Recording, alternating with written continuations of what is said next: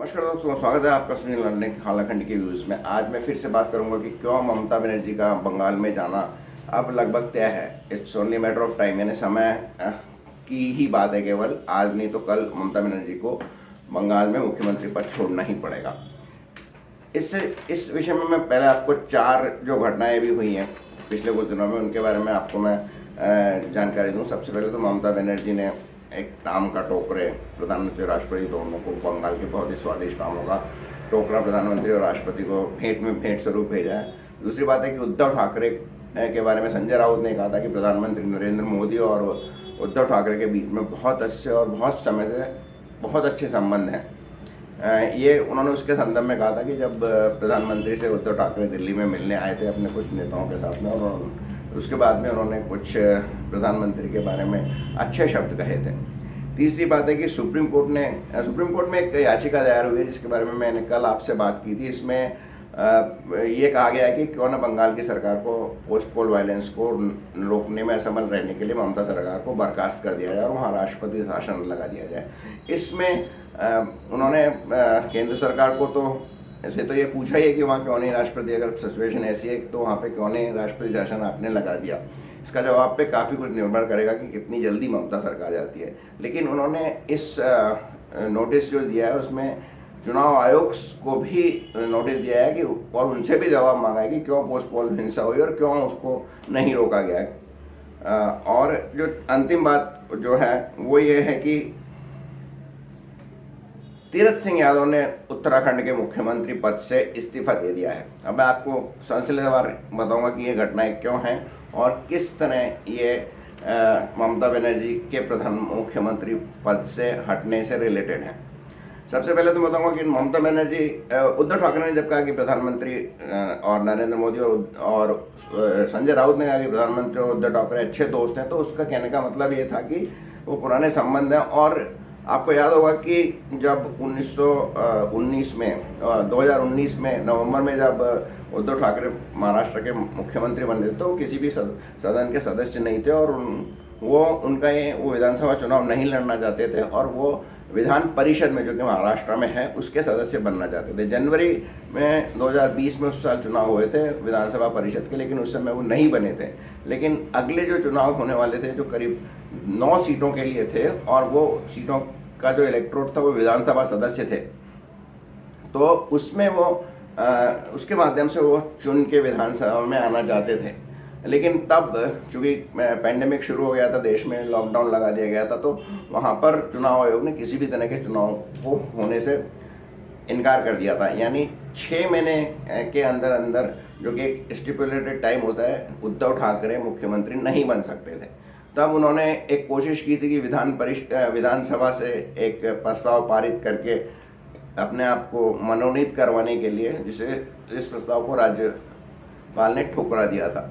इसके बाद उन्होंने प्रधानमंत्री से अपने अच्छे संबंधों का इस्तेमाल किया, प्रधानमंत्री से बात की, और प्रधानमंत्री ने किसी तरह कंडीशनली चुनाव आयोग को मनाया कि वो वहाँ पर चुनाव विधान परिषद के करवाए, इस कंडीशन पे कि चुनाव आयोग इस कंडीशन में माना कि यदि मतदान जरूरी नहीं हुआ, बिना निर्विरोध यदि सभी चुनाव जीत जाते हैं तो चुनाव आयोग वहाँ पे चुनाव करवा सकता है।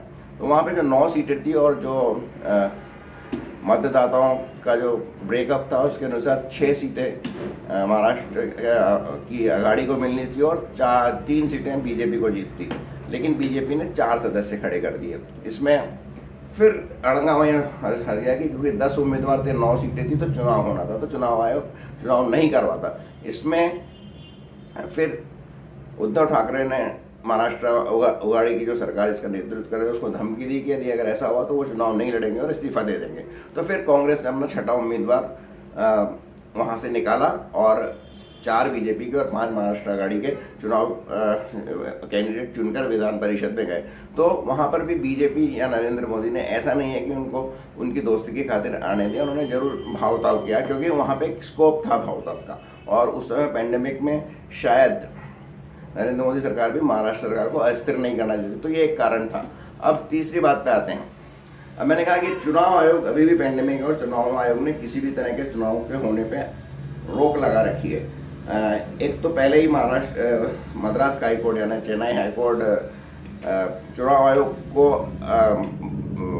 चुनाव कराए जाने 3-4 राज्यों में चुनाव कराए जाने के लिए जो पेंडेमिक के कारण मृत्यु हुई है उन पर चुनाव आयोग पे हत्या का आरोप लगाने के सजेशन दे चुका है। पहली बात तो ये है, और दूसरी बात, चूंकि चुनाव आयोग को एक पार्टी माना है सुप्रीम कोर्ट ने कि पोस्ट पोल वायलेंस के लिए, हालांकि कारण उसका ये है कि इमीडिएटली आफ्टर इलेक्शन जो कानून और व्यवस्था, जो पुलिस तंत्र होता है वो चुनाव आयोग के हाथ में होता है, तो इसलिए उसको भी एक नोटिस दिया गया है कि ऐसा उसका जवाब देगी उसने क्यों कंट्रोल करने में सफल रहा। तो इन दोनों बातों के चलते चुनाव आयोग तो अब बंगाल में चुनाव नहीं करवाएगा, और जो 6 महीने के अंदर ममता बनर्जी को विधानसभा का सदस्य बनना है वो नहीं बन पाएंगी।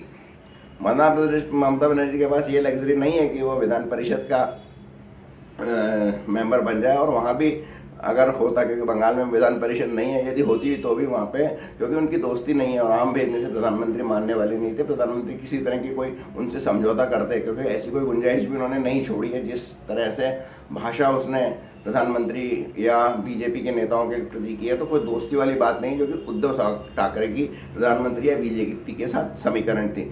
तो वो उन्होंने विधान परिषद गठन करने के लिए भी बंगाल में एक प्रस्ताव पारित करवाया विधानसभा से, लेकिन किसी भी राज्य में विधान परिषद का गठन संसद की स्वीकृति से हो सकता है, और वो संसद के दोनों पक्षों में वो प्रस्ताव पास होना चाहिए। तो ऐसा बीजेपी को अप्रोच भी करे तो होने वाला नहीं है, बीजेपी नहीं करेगी।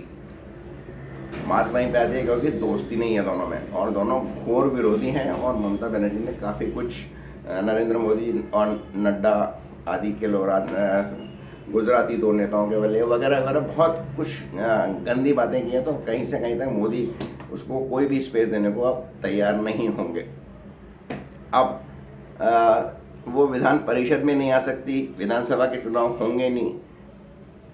अब उसकी अंतिम आशा थी कि जो उत्तराखंड में है उसमें 5 सितंबर मेरे ख्याल से तारीख है, तब तक तीरथ सिंह रावत को चुनाव लड़के विधानसभा का सदस्य बनना था। वर्तमान में वो लोकसभा के सदस्य हैं, और किसी भी वहाँ भी विधान परिषद नहीं है।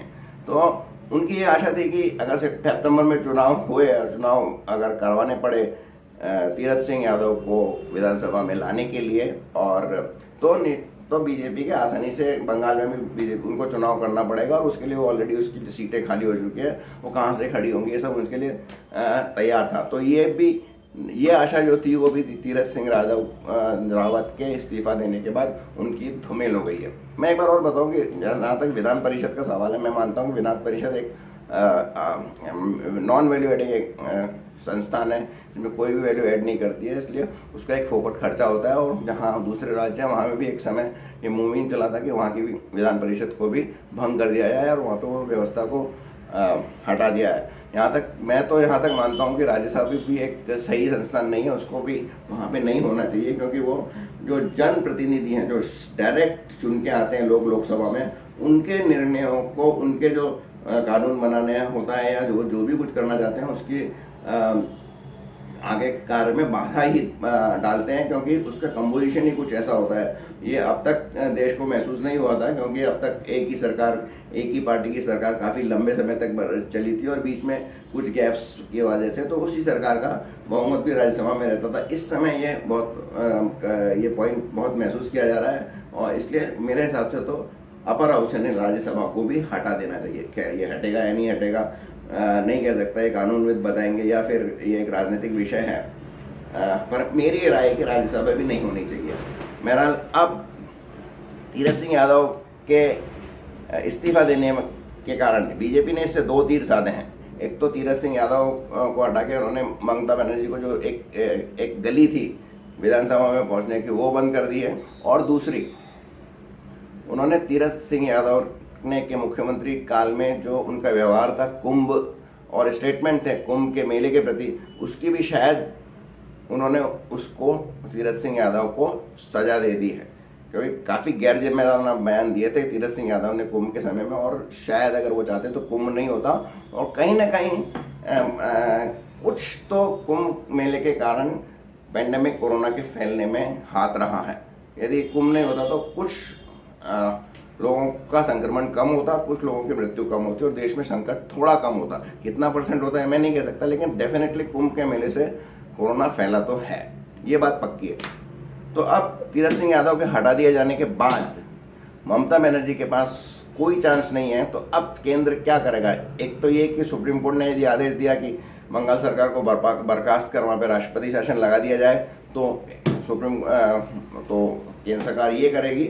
और यदि ऐसा नहीं हुआ तो नवंबर में जब ममता बनर्जी इस्तीफा देना पड़ेगा, क्योंकि वो तब सदस्य नहीं रहेंगी और उसके 6 महीने पूरे हो जाएंगे। उस समय जब वो इस्तीफा देगी और नया मुख्यमंत्री शपथ लेगा, इस बीच राष्ट्रपति शासन की घोषणा कर दी जाएगी।